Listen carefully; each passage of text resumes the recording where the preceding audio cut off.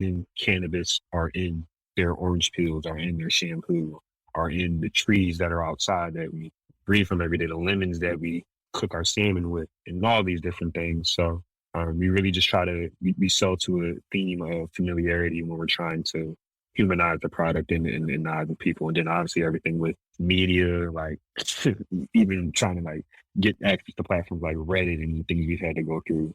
Definitely a heavily stigmatized. I take pride in promoting and just spreading the word about this, because we can each speak to it to our own personal testimony, but it's really just all about giving people access to the information and then allowing them to then be able to make the decision on themselves without being just told one side of the story.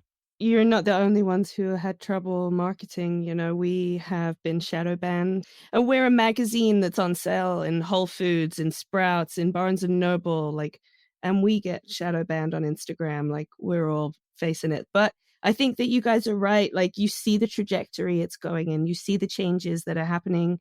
Platforms are starting to become ever so slightly more cannabis friendly, more hemp friendly. People are starting to be curious about this plant as like medicine and as an opportunity for recreation that doesn't give you a hangover. Like, there's a lot of places, I think, in the world where people are starting to evolve their view of cannabis.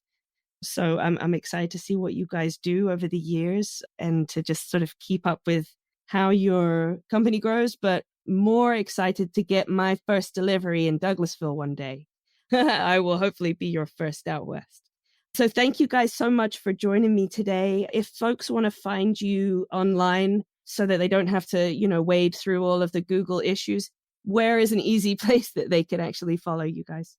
Yes. You can follow us on Twitter, on Instagram, on TikTok, and on Facebook as well at CannaGo, CannaGo, CANNAGO. You can follow us if you want some nice blogs, some nice recommendations. We're working on some cooking content on our TikTok as well. We have some really nice educational blogs on our website as well, which is trycannago.com. All right. Well, thank you guys so much. It was a pleasure to meet you all. All right. Thank you. It's been a pleasure. A huge thanks to Victor, Kevin, and Matthew of CannaGo. If you're in Atlanta, make sure you download the CannaGo app to support this and other local Black-owned businesses in Georgia's legal hemp industry.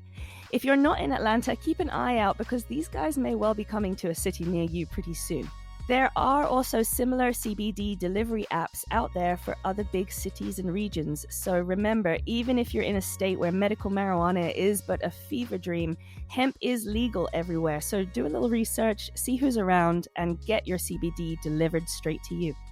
Since May is Asian American and Pacific Islander Heritage Month, next week we're going to have a really interesting conversation about the role of cannabis in South Asian culture with the Desi Cannabis Collective.